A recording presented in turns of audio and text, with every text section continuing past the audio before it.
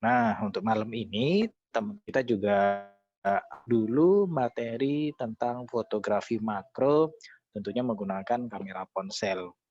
Tentunya kita dari fotografi ponsel Indonesia mendukung penuh teman-teman yang ingin berkarya menggunakan ponsel gitu ya. Nah, tapi sebelum kita bahas kupas tentu, jadi kita harus mendengar dulu penjelasan dari Mas Oki. Nanti kita ada slide-nya dan sambil dijelasin oleh Mas seperti itu. Nah, sudah masuk ya, sudah 19.30. Saya ucapkan selamat bergabung buat teman-teman. Wah, juga nih dari Sulawesi Selatan. Ada yang dari mana aja ini? Oke, ini suara saya dengar, Ki? Dengar suara saya? Kedengaran, ya. Oke. Kalau saya bagus nggak? Jelas ya? Ada yang komen nggak dengar suaranya ini? Ya, saya jelas Mas juga Pram ya. jelas ya? Oke. Jelas. Suara saya jelas juga. Oke. Baik. Wah, ada yang dari Malang, Surabaya, wah, luar biasa ini, banyak banget Mas Oki fansnya. Oke. Baik, mungkin sudah waktunya untuk menyapa teman-teman semua Mas Oki sebelum kita bahas santai tentang fotografi makro. Silakan Mas. Iya. Assalamualaikum warahmatullahi wabarakatuh semuanya. Oke, sengaja nama saya Purnama Setiawan. Biasa dipanggil Oki ya sih. Saya mulai menggemari foto makro menggunakan handphone itu tahun 2004 kurang lebih. 2014 saat itu kan kamera handphone juga memicu eksplorasi lebih dengan alat bantu seperti lensa makro seperti itu. Dulu kebanyakan sih memang kita cari sendiri, loakan kemana, cari kamera bekas dibongkar seperti itu. Kalau sekarang juga kayaknya udah banyak sih yang udah ready, tinggal beli aja gitu ya. Pengrajinnya udah banyak. Lalu saya tinggal di Bandung Barat. Kebetulan dari kecil sudah di sini sih. Aslinya sih lahir saya di Magetan. Dari kecil memang sudah di Lembang sini di Bandung. Lalu apa ya? Tas bajunya komunitas makrophone fotografi atau biasa teman-teman sebut MPP. Itu memang mewadahi kawan yang ingin belajar menggunakan belajar makro menggunakan handphone. Karena juga sudah saya rangkum sih beberapa file di album, di grupnya itu ada banyak tips dan trik lah mengenai dasar-dasar fotografi makro. Lalu banyak sih komposisi, lighting segala macam sana sudah saya rangkum semuanya. Jadi kalau kawan-kawan ingin melihat rangkumannya bisa join aja di Makrophone Fotografi, itu grupnya di Facebook. Ini perkenalan. Oke Kang. Nah, perkenalannya udah karena udah banyak yang kenal sih sebetulnya. Oke. Ini bisa saya share untuk materinya Kang? Boleh, silakan. Oke. Jadi teman-teman mungkin sambil disiapin kopinya juga, yang mau ngopi nggak apa-apa. Karena penjelasan kita ambil ngopi aja lah ya. Santai aja ya. Wah, mana ini? Bentar.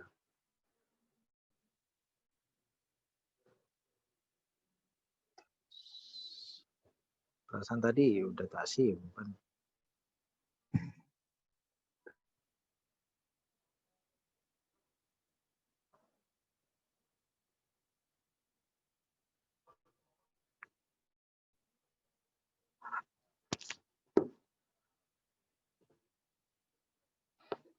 Oke.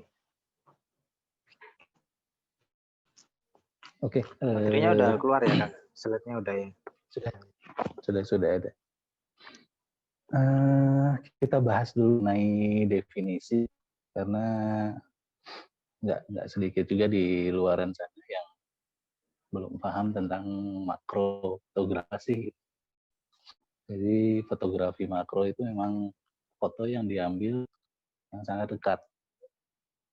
Sangat dekat itu bertujuan untuk mendapatkan detail dari subjek yang kita foto, lalu pembesaran yang baik. Kalau kita gunakan lensa makro yang bawaan dari handphone yang itu, atau benda sekitarnya itu kurang tersamarkan gitu. Berbeda kalau kita misalnya menggunakan lensa makro. Selain pembesaran juga kita bisa istilahnya mengisolasi subjek dari benda di belakangnya gitu. Nah ini maksudnya pembesaran itu apa sih? Jadi secara teori foto bisa dikategorikan makro itu yang dapat menghasilkan pembesaran gambar 1:1. 1:1 itu artinya besar subjek, misalkan lalat gitu ya, dengan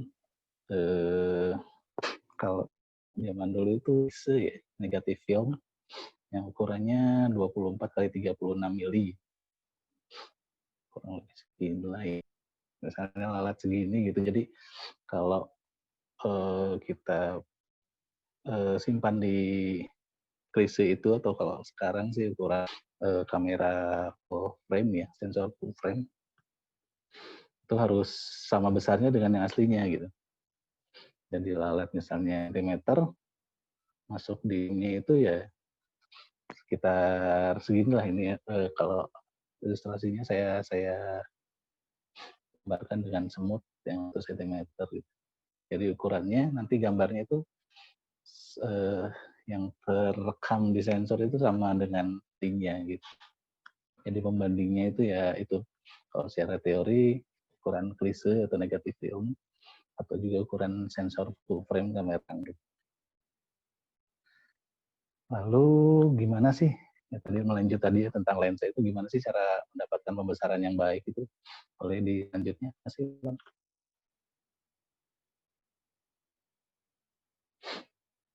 Ini tulisannya kurang jelas ya Bang. Kalau untuk kamera, untuk mendapatkan pembesaran yang 1:1 secara teori tadi itu tentunya lensa makro ya. Lensa makro dengan perbandingan gambar yang 1:1. Karena ada juga yang lensa T seperti itu yang mainan makro 1:4, makro 1 berapa lah gitu. Itu secara pembesaran masih kurang sebetulnya kalau untuk makro secara teori yang 1:1 ini memang diperlukan lensa makro, atau tambahan lagi seperti close-up filter, Renox, dan juga kawan-kawan biasanya menggunakan extension tube. Kayaknya saya sudah tulis di eksternal. Extension tube itu biasanya terpasangkan antara dengan kamera, jadi memberi jarak antara sensor dengan optiknya gitu. Nah, kalau untuk HP tentunya kita membutuhkan lensa makro yang diperuntukkan untuk handphone. Sebetulnya pabrikan dengan banyak merek itu mengeluarkan juga sih. Saya sebutkan aja seperti ya Pixel itu mengeluarkan juga lensa makro. Hanya memang yang yang karakternya pas juga. Kebetulan saya memang kurang lensa pabrikan, kurang apa yang mana dan karakternya bagaimana kurang apa, karena dari dulu selalu buat sendiri gitu lensanya. Nah, lagi buat sendiri itu di Indonesia dikenal dengan nama Lensbong. Lensbong itu lensa bongkaran, lensa bongkaran yang kita dapatkan dengan membongkar suatu benda yang memiliki optik kayak kamera, lah, handycam segala macam. Atau kalau zaman dulu itu kadang suka pakai dari DVD itu. Atau DVD ada optiknya buat baca, DVD-nya itu kecil banget, optiknya itu biasanya ekstrim bisa. Lalu door peeping hole itu kalau zaman dulu di hotel itu biasanya ada apa, alat, bukan alat, lubang untuk lihat keluar kamar gitu. Nah itu ada optiknya beberapa, itu juga bisa digunakan. Lalu slide selanjutnya.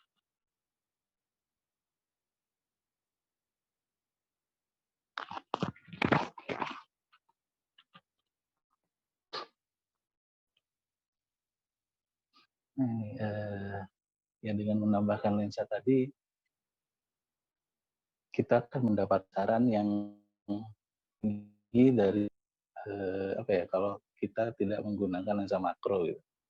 Jadi dibantu pembesarannya secara optik yang kita smart handphone kita tadi. Hanya memang karakter lensa itu banyak. Arti kata karakter ini adalah luas fokus dan jarak fokus. Itu berbeda-beda memang, banyak jenisnya lah di pasar di luar sana itu banyak jenisnya, tergantung dari bentuk optik, ketebalan optik, itu per lensanya tersebut. Biasanya kalau saya sih membagi tiga kategori. Yang pertama itu lensa ekstrim, itu luas fokusnya nggak lebih dari 2 cm. Itu biasanya diperuntukkan yang kecil sekali, yang ukurannya di bawah senti, atau kita mengambil hanya sebagian tubuh saja dari serangga yang memang tidak kecil. Kedua ya lensa makro dengan pembesaran yang mendekati real makro, misalnya luas fokusnya sekitar 4 cm. Gunakan juga biasanya jarak fokusnya macam-macam sih ya. Kalau untuk yang real makro bisa dari 4 sampai 7 cm ada. Lalu yang ketiga itu saya bagi lensa close up. Close up itu jadi buat memang agak ukurannya di atas 4 cm gitu. Itu biasanya saya sebutnya lensa close up. Karena ada beberapa pengrajin lensa di Indonesia ini yang bikin yang memenuhi permintaan pasar gitu, pengen yang luas gitu. Apa objeknya ya, kalau secara maksudnya ke close up tuh, cuman ya saya aja dibilang makro juga. Lalu slide selanjutnya sih, Bang. Agak ngejar waktu juga. Nah ini untuk definisi lensflare yang saya tadi sampaikan. Jadi lensa bongkaran sebetulnya namanya kalau di Indonesia. Kalau di luar negeri, karena memang banyak pengrajin lensa bongkar di kita itu, mereka menjual produknya di luar negeri. Biasanya mereka nyebutnya Indolens. Indolens karena mereka lensanya dibuat di Indonesia gitu. Ini ada macam-macam, bisa kita dapatkan dari kamera, teropong, okuler itu lensa dari mikroskop. Lensa kamera juga bisa digunakan sih. Umumnya yang SLR, yang lensa jadul, sama handycam atau camcorder yang jadul juga biasanya itu banyak diminati oleh para penggiat makro di. Lalu selanjutnya masih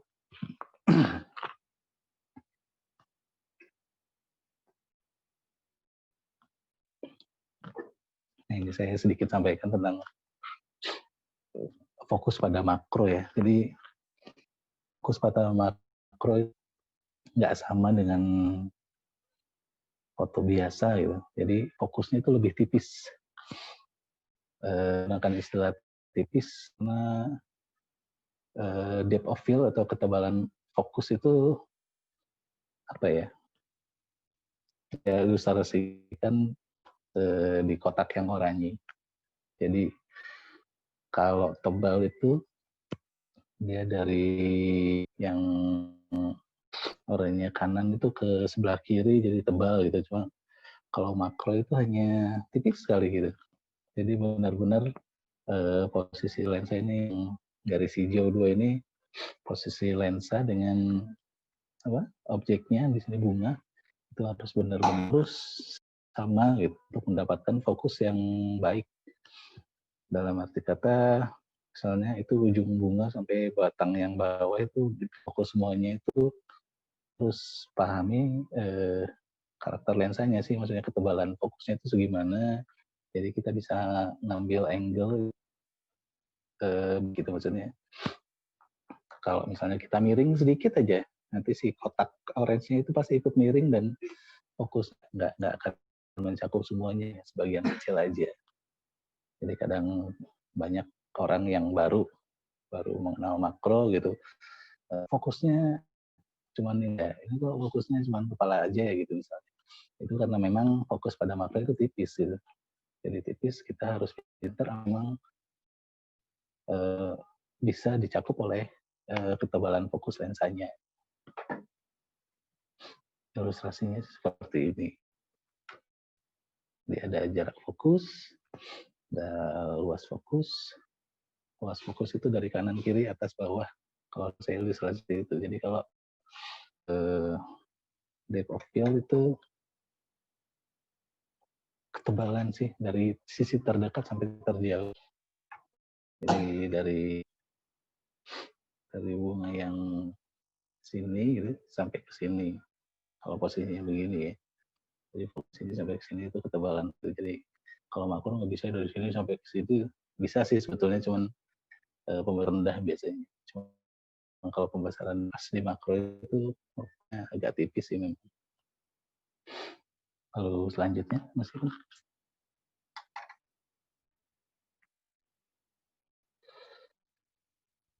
nah ini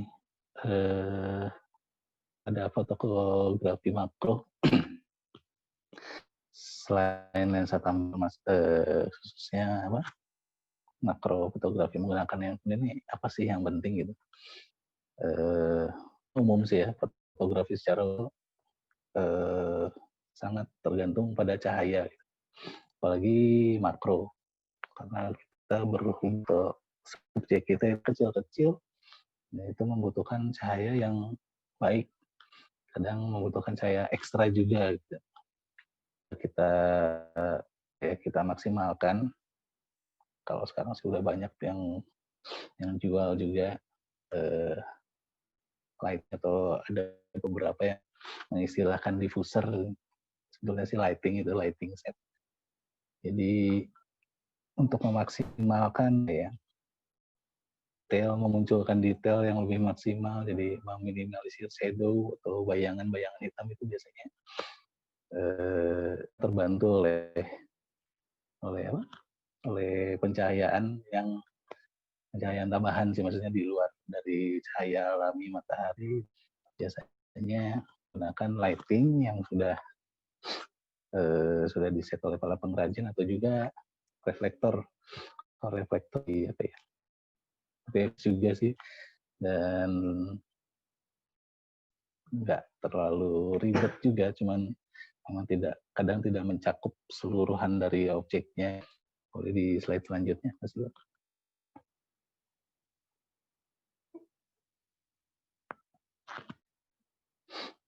Ini contoh menggunakan reflektor.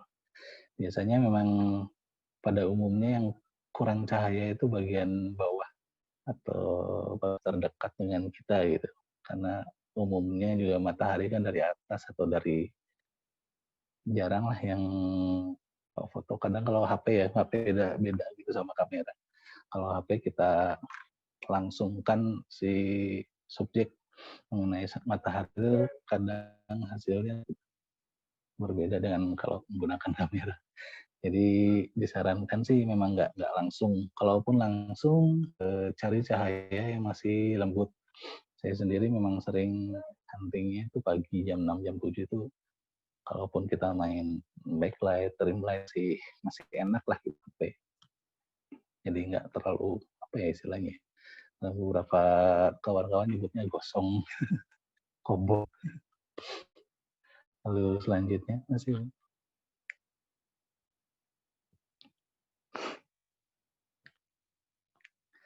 ini yang terakhir juga sih, tapi penting.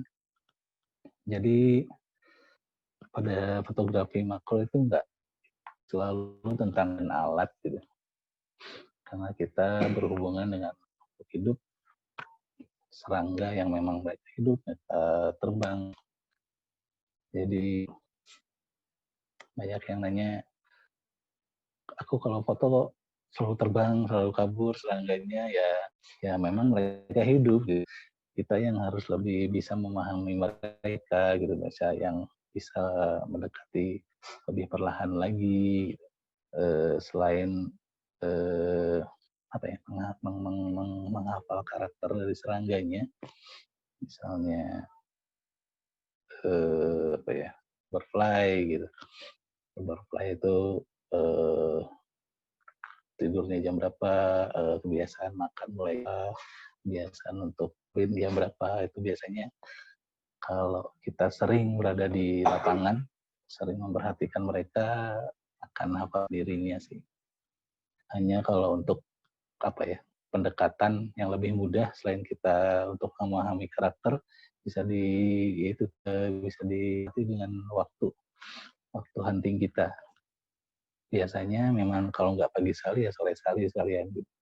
Hanya kalau pagi sekali cahayanya masih baik lah dibanding sore sekali gitu. Kalau sore banget itu biasanya kita butuh bahaya yang baik.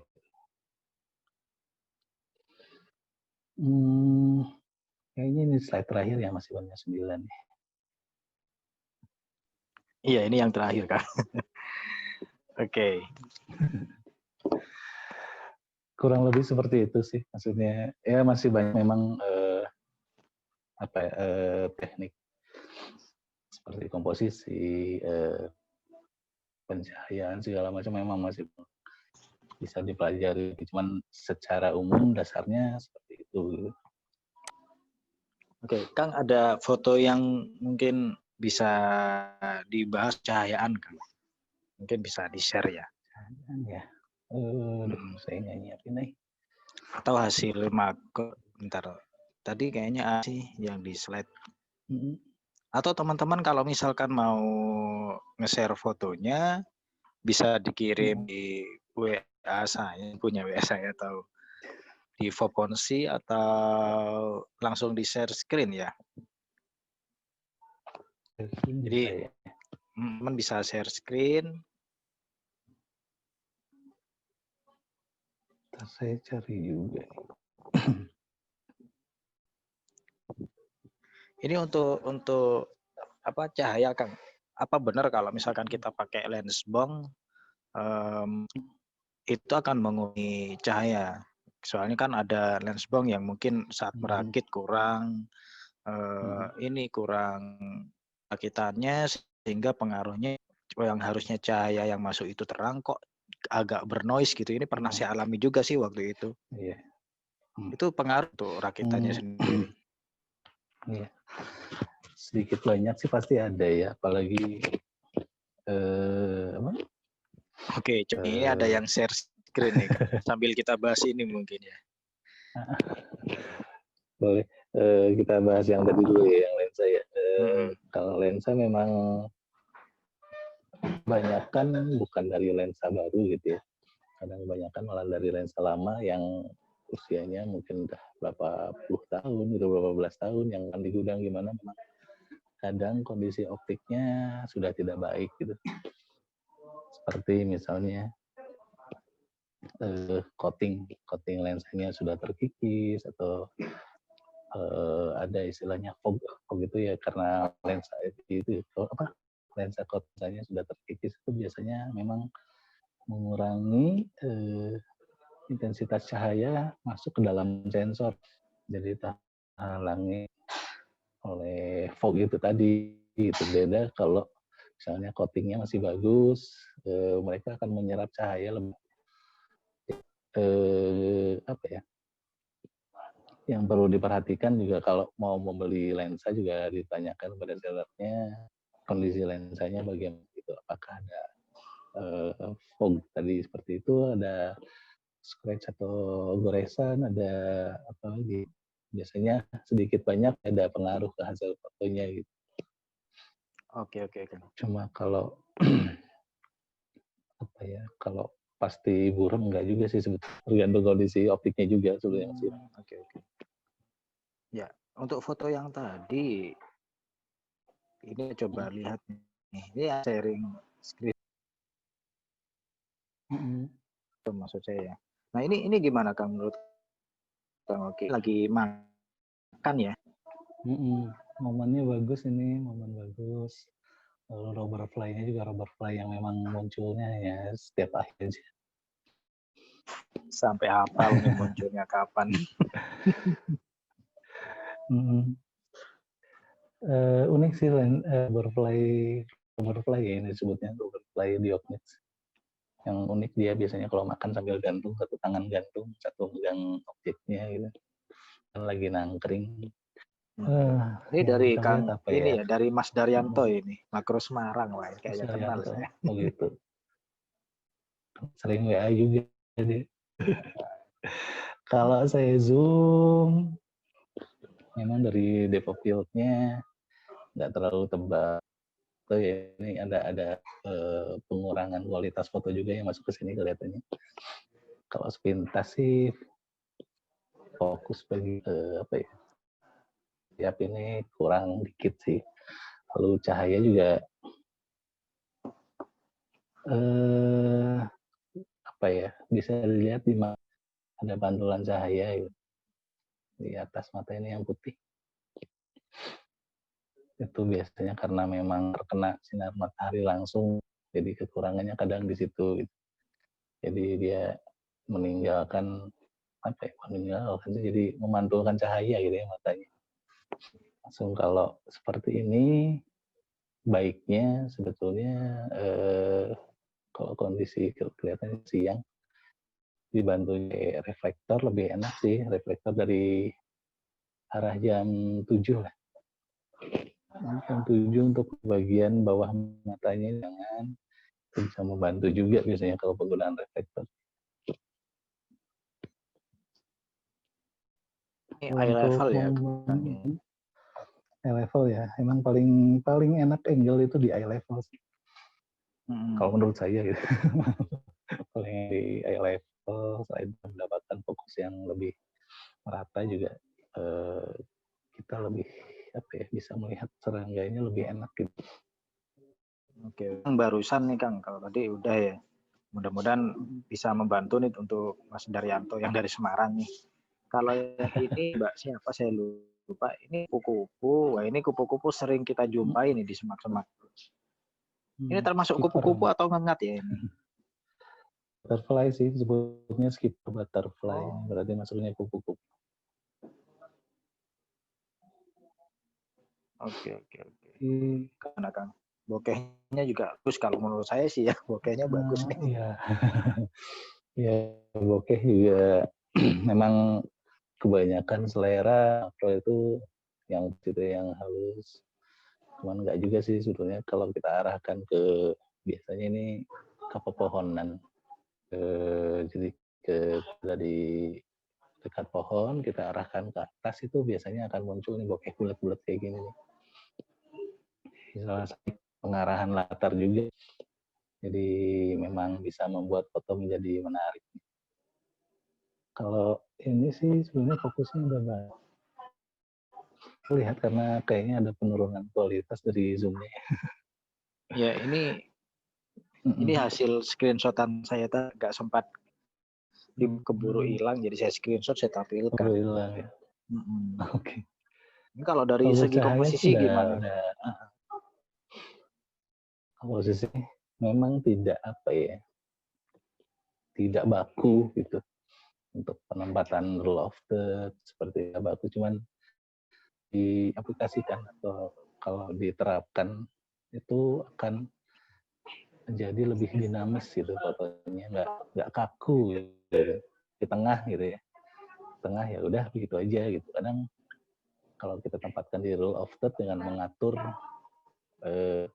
penunjang itu dari ranting yang dia hinggapi gitu, kita atur dari sudut sampai akhirnya ke kupu-kupunya rule of third yang kanan, itu akan lebih enak biasanya dilihatnya gitu untuk komposisi. Jadi kalau boleh saya giniin mungkin ya. Sorry. Jadi ada segitiga apa? Ini harusnya Nah ya, kupu-kupunya atau di sini gitu ya, Kang? kalau saya lebih senang di atas sih sebetulnya. Oh, yang Pada selera ya, memang nggak seperti itu dengan misalnya permulaan ranting atau rumputnya ini dari ujung kiri atas itu sampai ke kupu-kupunya yang di sini, yang di bawah bisa, atau misalnya dibalikan rantingnya dari bawah diakhirkan ke titik utamanya di roll up juga biasanya akan lebih menarik. atau ini bisa di cropping juga ya, Kang? Bukan di sebelah akhir sih ya, maksudnya memang kadang di lapangan di lapangan kita tidak memungkinkan gitu ya, tidak untuk menerapkan komposisi tersebut. Ya bisa sih dengan editing, misalnya di rotate atau di straighten atau di crop itu bisa aja, nggak masalah. Cuman memang baiknya sih memotret bisa sih, karena kalau terbiasa pasti bisa. Saya sendiri juga kalau udah mikir nih latar kemana, cahaya dari mana, komposisi kemana, itu harus sudah seperti diperhatikan gitu. Untuk sendiri mungkin dari segi pengaturan kamera, grid-nya perlu ditampilkan nggak untuk mempermudah komposisi, Kang? Iya, memang sangat untuk mempermudah ya menempatkan objeknya di salah satu titik rule of third yang memang harus ditampilkan sih grid. Oke. Tunggu yang mau share foto ini cepet-cepetan nih. Jadi begitu, nah ini ada yang muncul lagi. Bukan nih. Monggo yang mau share foto bisa, kita bisa Foto bahas background nih. juga. Kali segi ini Kang, lighting yang buatan tadi saya pernah dengar lighting tambahan ya untuk makro. Itu enggak sih jarak juga itu? Nah, apa takut karena terlalu silau jaraknya sekian gitu? Selain jarak, rasanya apa sih kekuatan sih istilahnya watt itu berapa wattnya, lalu seberapa tebal, seberapa tipis penghalang atau diffusernya, itu juga pasti pengaruh sih. Tergantung cahaya waktu kita memotret gitu. Misalnya kalau malam, kadang kalau kita pakai yang terang banget bisa over gitu. Atau pas siang, kalau siang sih sebetulnya enaknya di bawah yang teduh gitu, baru pakai lighting tambahan enaknya gitu. Cuma kalau pas di lapangan juga susah ya, dihajar aja sih. Jadi kadang lighting tambahan itu kalah sama matahari kalau sudah terlalu terik. Ini juga objek apa ya paling menarik ya kalau di makro. Iya betul. Kalau belum dapat member, belum jadi makro lovers nih. Iya, kata seperti itu. Kang, ini selain ini foto apa sih? Kurang jelas juga ini, antara ulat atau ulat sih kayaknya ya. Ini kalau nggak bulu, masa ulat bulu nih? Unik loh ini. Iya, unik juga bentuknya. Kalau ini gitu ya, seperti yang saya sampaikan tadi, fokus makro itu tipis gitu. Jadi kalau kita nggak ngambil angle dengan baik, fokusnya pun akan terbatas gitu. Jadi seperti ini, hanya di kepala sampai mulai selain ini punggung. Jadi ke belakangnya dia nggak akan fokus karena memang depth of field atau ketebalan fokus makro itu ya tipis. Jadi kalau mau yang lebih enak gitu, sebenarnya dari samping, memang dari samping itu paling enak lah.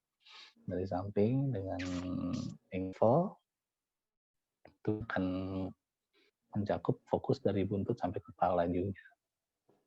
Oh, jadi kalau angle-nya misalkan begini, foto ulat ini Bang Oki ambilnya sejajar gitu ya? ya karena untuk mendapatkan fokus yang baik ya sejajar, kalau enggak face kalian gitu. kalau mau gitu. Jadi kalau nanggung seperti ini ya fokusnya juga biasanya agak nanggung kelihatannya. Oke. Ada lagi nih Kang, tadi yang ngirim fotonya menarik rubber. Ini kita bahas rubber ya tadi. Wah, ini ada yang muncul nih. Ini rubber mini. Ini Nah, ukurannya kecil nih. Nah ini kita bahas apa dulu ya, komposisi. Kalau misalnya rubbernya ini simpen di atas kanan gitu, dia akan punya ruang pandang ke depan. Ruang yang lebih luas itu bukan ada tapi di depan rubber fly. Gitu. Jadi istilahnya ada ruang pandang. Gitu. Lebih enaknya sih seperti itu. Gitu. Kenapa disimpan di atas? Beri kesan tinggi. Kalau untuk angle-nya sih udah bagus ini, maksudnya yesis dari samping, yang pun bisa dilihat ya dari kepala sampai buntut dia bisa dapat fokusnya. Gitu. termasuk ranting ya ini ya? Juga fokus. Ranting sedikit bagian bawah tapi nggak masalah sih, karena objeknya juga udah dapat semuanya. Momen juga udah dapat, rubbernya lagi cahaya baik, cuman shadow sedikit di bawah mata itu ya yang hitam. Nah, itu yang di moncongnya itu ya? Bisa dimaksimalkan dengan menggunakan reflektor. Jadi nanti shadow-nya itu kita bantu sama lampu gitu. Jadi lihat gitu, nggak gelap seperti itu aja. Oke. Mungkin ini cukup screen sharing-nya. Oke, saya coba tampilkan dulu ya yang tadi, maksudnya yang dari teman-teman. Sempat saya screenshot nih. Ini rubber juga, saya pengen lihat. Aduh, keduluan yang lain nih. Ini rebutan nih malah. Ngelawat.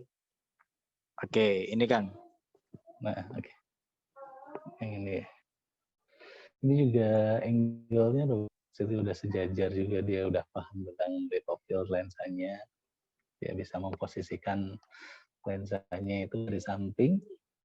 Jadi fokusnya itu dari buntut sampai kepala dapat semua karena dia sudah hafal dengan karakter lensa dianya gitu.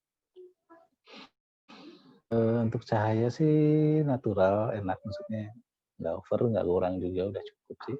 Hanya memang kebanyakan bagian bawah mata itu ada shadow karena cahaya utama kan dari atas biasanya, dari matahari ya dari atas. Itu saya bilang tadi bisa dibantor. Memang agak apa ya, untuk yang belum terbiasa agak sulit gitu. Jangankan lektor katanya deketin serangga susah. Tapi memang untuk hasil yang maksimal yang mau nggak mau harus bisa sih. Jadi kalau ini dari kompos mungkin udah lumayan masuk ya Kang? Udah cukup sih, iya. Ini negatif space-nya kan di sini ya? Sudah cukup sih segini. Udah karena memang karena cakupan lensanya juga udah ngepas banget. Oke. Tadi fotonya siapa lagi tuh? Tapi untuk komposisi juga kan ya Kang, meskipun semuanya bagus, semuanya oke, ternyata kalau komposisinya kurang juga kurang enak dilihat ya. Tetap komposisi ya emang orang banyak bilang teori aja gitu. Tetap kalau kita praktek lebih menarik sih kalau menurut saya gitu ya. Kalau untuk makro di luar dari momen, kedua ya komposisi, lalu cahaya juga harus baik. Untuk kepik, Fotonya kepik ya. fokusnya sih Kayaknya ada bagus, highlight di fokusnya bisa. punggungnya nih. Iya.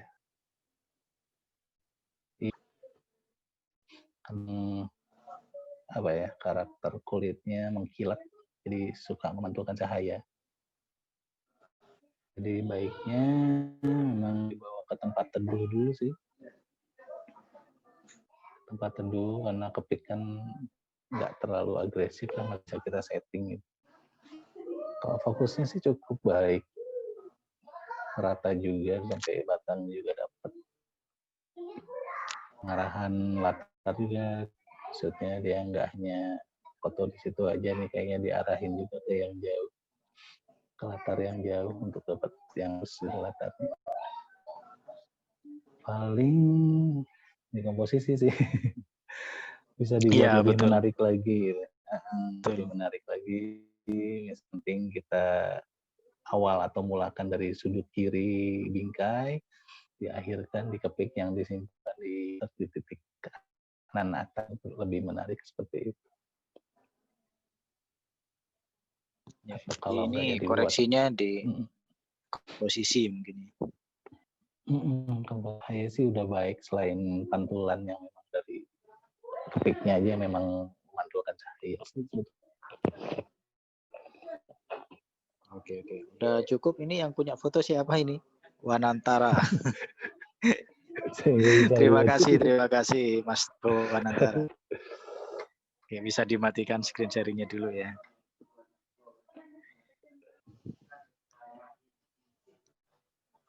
Ini menarik sih, Kang.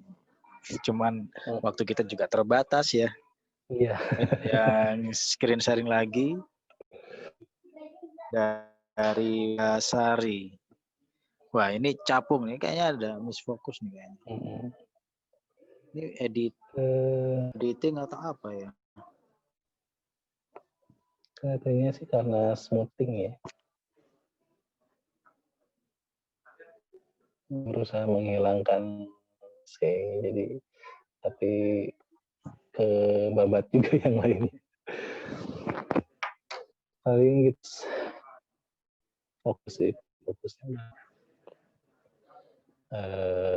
angle-nya juga unik sebetulnya. Angle-nya unik. Cuma kalau untuk fokus yang lebih baik, untuk komposisi yang lebih baik juga bisa di face to face kan aja sekali dulu. Nggak nanggung.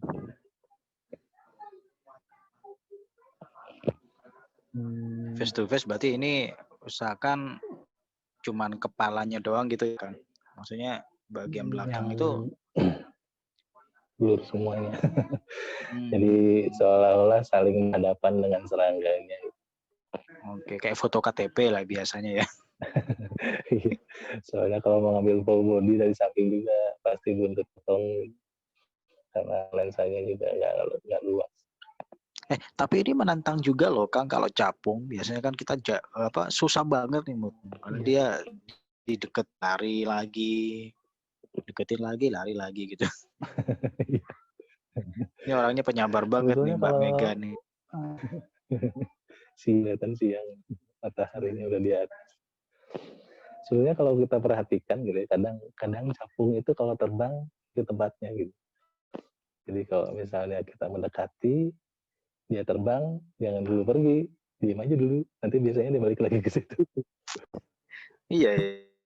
Gue dia balik lagi ya. Biasanya, maksudnya ya sebagian besar seperti itu gitu. Kalau saya foto capung pun gitu, kalau dia terbang, biarin aja ya, nanti balik lagi ke situ, deketin lagi pelan-pelan lagi. Tapi Ya, kalau kadang pengalaman saya itu kalau moto capung meskipun Kang ini kan dia kadang posisinya di atas tuh. Nah, sedangkan kita sering tremor ya kan, tangannya sering getar. Itu tantangan banget itu. Kalau tremor memang sama sih, juga masih tremor sampai sekarang. Cuman harus apa ya, harus lebih enjoy, harus lebih relax kita ya. Detak jantung juga nggak akan berdetak kencang gitu, jadi lebih santai kita ya. Selain itu juga lebih apa ya, lebih lensa. Jadi kadang kalau yang belum paham lensa, dia masih bingung sama fokus gitu. Ini segimana gitu. Paham udah terbiasa dengan segini, udah langsung fokus gitu. Oke. Paling itu selain pemahaman serangga tadi bilang, lensa juga. Baik, Kang. Oke, mungkin sudah ini ya, Mbak Mega, bisa diakhiri screen. Ini kita kasih kesempatan beberapa foto lagi, kita kupas nih. Oh, ini ada Boleh. Coach Tisa. Wih, Ada Coach. Ibu. Nah, ini Coach Guru Tisa ya. nih. Guru ya. Pelatih ya, Coach. Wah, keren nih.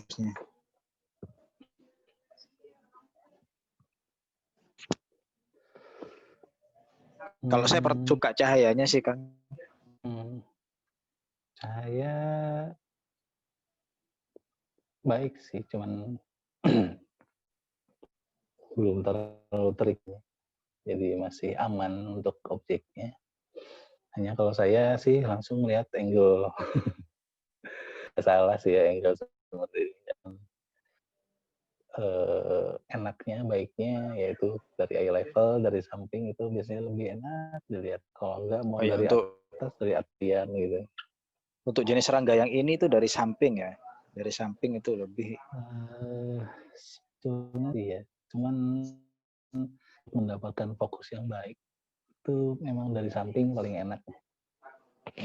Dari samping dan apa? Sejajar dengan mata kita. Lalu apa ya, komposisi juga cukup sih, ruang pandangnya ada. Ya memang cakupan lensanya untuk bermain ruang yang lebih luasnya agak sulit, tapi segini udah cukup. Soalnya dia menyisakan di depan serangga ini udah. Oke. Yang dimaksud Mbak Tisa ini apa, bongnya atau kamera? Apa katanya? Saya nggak bisa lihat tulisan. Iya, tadi nanya ini yang salah foto ini kameranya apa lens bongnya gitu. Apanya? Mungkin fokus. Fokus dibilang tadi angle-nya sih. Karena kan bagian buntut di situ terlihat nggak fokus karena belum sejajar sama danya gitu. Tapi kalau boleh saya komentarin, ini sekilas orang lihatnya daun gitu kan. Karena POI-nya kayaknya gede gitu. Ya, lebih fokus di daunnya. Iya, lebih dominan daun sih. Kurang mundur posisi HP. Oke, mudah-mudahan membantu ya Mbak Tisa jawabannya Kang Oki. Diakhiri mungkin ya. Oke, Kang 10 menit terakhir nih kita. Oh, masih ada. 10 menit. Ini ulang banget ini.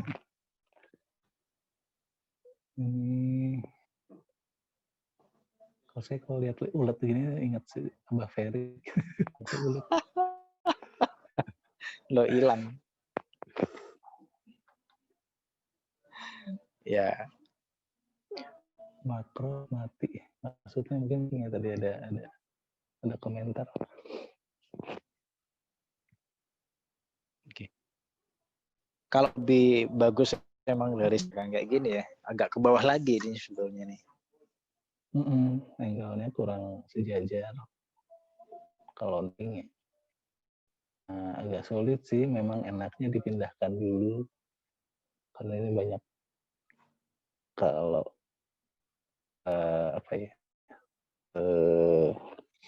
untuk mengisolasi objek gitu enaknya sih dipindah dulu ke ranting apa gitu yang lebih menarik. Lalu diarahkan jauh, ranting lagi karena ulet nggak terbang ya. Ulet masih bisa disetting. Kalau seperti ini ya memang ya maksudnya di jeruk kan biasanya daunnya juga banyak di sana sini. Jadi Iya. bisa mengisolasi objek utamanya. Kalau Jadi biar untuk lebih muncul, kalau foto ini mending ulatnya itu dipindah ke area nggak terlalu rame gitu, yang background lebih polos atau lebih jauh backgroundnya gitu, biar ulatnya juga nampak. Kemudian warna mungkin ya Kang ya, cari background yang warnanya tidak gitu ya, selain hijau lah gitu. Betul ya. Karena objeknya hijau, jadi cari warna yang lain gitu. Misalnya kita bisa gunakan benda sih, misalnya karton hitam atau ya warna lain lah, yang maksudnya tidak sama dengan ulatnya gitu, yang hijau. Tapi kadang takut nih kalau kayak gini. Iya.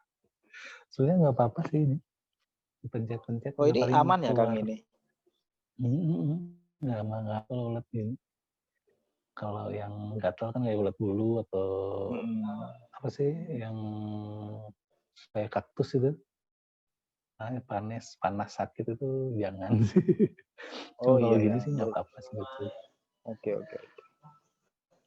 Luar biasa. Terima kasih ya, siapa? Nurlian. Oke.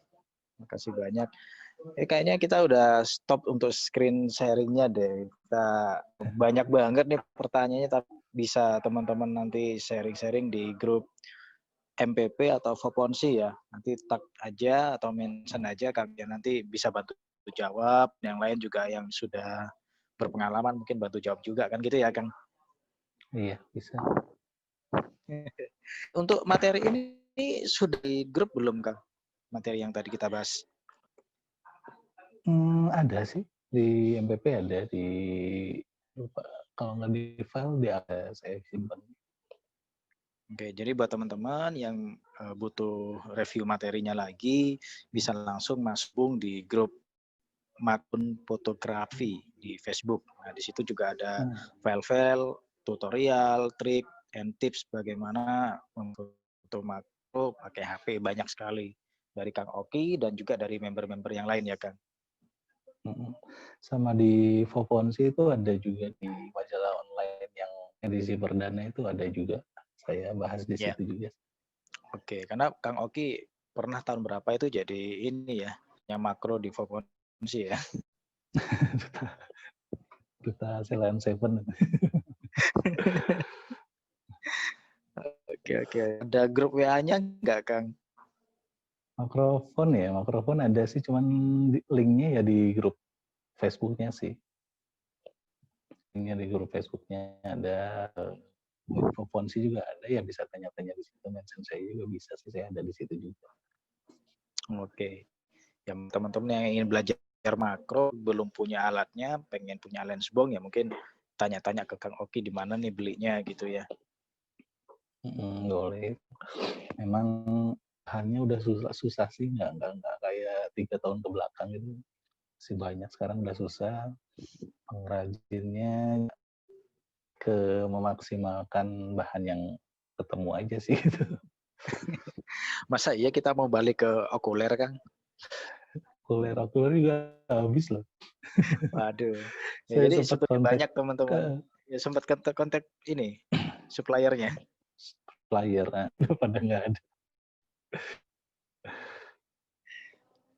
Kalau pakai lensa loop itu bisa nggak Kang?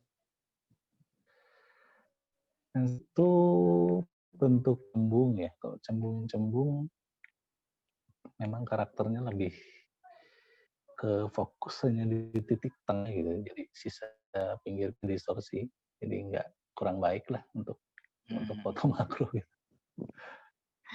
Iya, intinya teman-teman kalau mau belajar kita maksimal dulu, kita belajar karakter lensa dulu, belajar cara motretnya dulu biar nggak tremor gimana gitu ya. Karena ini perlu kesabaran banget. Nah, kita rasain juga Kang dulu waktu pertama kenal makro. Dengan ya HP, maksudnya nggak kayak sekarang ya, HP-nya kan bagus-bagus. Kalau dulu memang sangat mengandalkan lensa dan kitanya sendiri gitu untuk membuat menarik. Iya. Ini ada yang nanya makro objek mati, contohnya LHB, Longhorn Beetle. Itu bukannya ya ini kalau yang mati mungkin bohong ya Kang ya? Mungkin yang dimaksud fokus taking ya. Hmm. Itu bisa sih dibahas cuman panjang gitu. Fokus taking ya selain apa ya?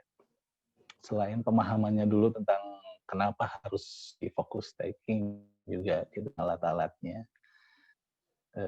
Alat-alatnya itu lensa makro pasti ya, lensa makro langsung juga lightingnya udah pas gitu, nggak lebih nggak kurang. Sama ada satu kuncinya itu di rail itu buat memajuin HP atau objek yang halus dimaju mundur gitu, itu gunanya saya sekilas aja ya gitu. Fokus taking kenapa sih harus fokus taking? Karena itu tadi fokus makro kan tipis. Jadi bagaimana cara menyiasatinya agar fokus baik itu lebih menjangkau banyak sisi itu dengan fokus taking. Jadi membanyakkan objeknya memang tapi banyak juga sih sebetulnya yang masih hidup seperti lebah kan, lebah kalau pagi tidurnya kebluk banget itu di stacking gitu. Yaitu kita menggabungkan apa ya, beberapa titik fokus yang berbeda menjadi satu gitu. Misalnya dari ujung foto 1, 2, 3, 4, 5, 6, 7, 8 sampai berapa frame sampai ke belakang kepala gitu misalnya. Nah, nanti itu disatukan di komputer nama Softwarenya. aplikasinya kalau nggak Zeren Stacker atau Focus. Jadi bisa dari sini sampai ke sini disatuin semuanya sama si softwarenya itu. Jadi yang tadinya kita makro itu cuma mata aja gitu ya. Kalau di focus taking disatukan semuanya objek fokus objeknya jadi bisa lebih baik. Wah, ini panjang banget yang kalau fokus taking ya. Kayaknya nggak cuman bahas alatnya aja, tapi softwarenya juga berarti. Iya. Oke. Baik Kang Oki. Mungkin ada saran atau pesan nih buat teman-teman sebelum kita silakan. Saran apa ya? Untuk yang baru mulai sih, yang pertama memang harus paham dulu makronya sendiri itu bagaimana, lalu alatnya, karakternya bagaimana. Jadi memang nggak bisa instan gitu. Kadang pikiran, oh kalau saya pakai lensa ini hasilnya pasti begini, ya enggak juga sebetulnya. Gitu. Jadi tetap ada proses jalan kita tentang lensanya sendiri, objeknya sendiri, cahaya, dan dasar-dasar fotografi yang lain, komposisi segala juga tetap harus dipelajari. Jadi cepat lambatnya proses kembali ke kitanya sendiri sih. Kitanya giat belajar, banyak baca, banyak mencari tahu, dan wawasan yang lain juga mempengaruhi gitu maksudnya.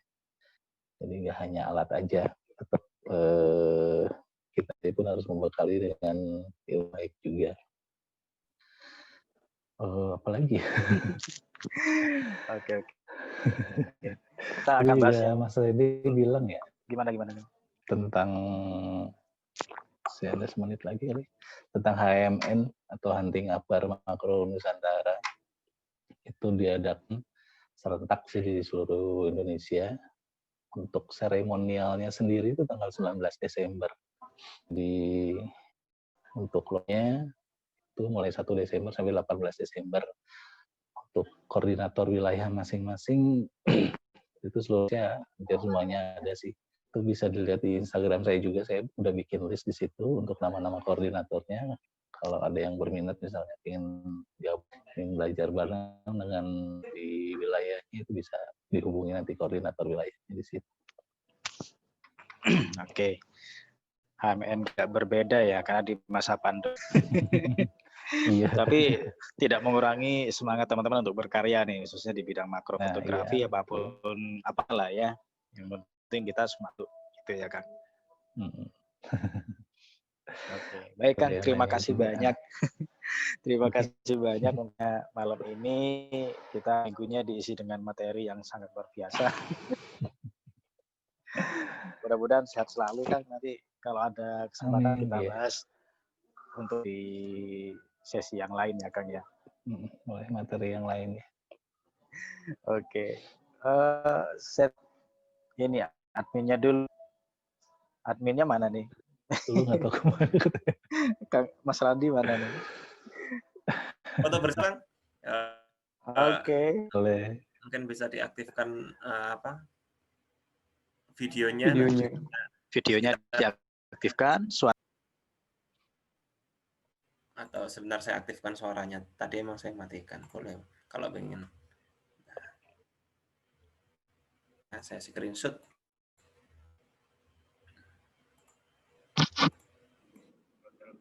Dihitung nggak? 1, 2, 3 gitu. Bentar.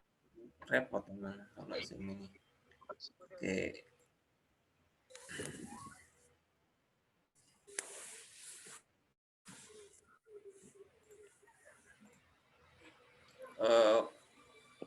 Sebentar.